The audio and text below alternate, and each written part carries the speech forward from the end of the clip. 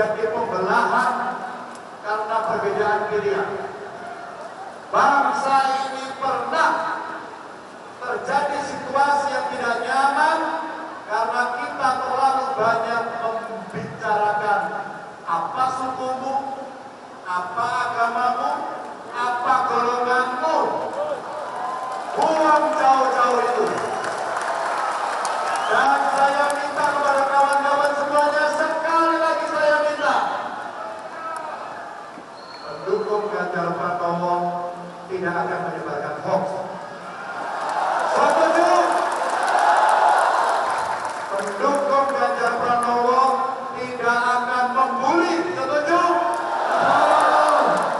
Pendukung Ganjar Pranowo punya rasionalitas, punya data, punya fakta yang bisa ditampilkan dengan cara-cara akal sehat dengan nalar dan budi pekerti yang baik. Saya titip kepada Bapak Ibu teman-teman, nilai itu mesti kita bawa.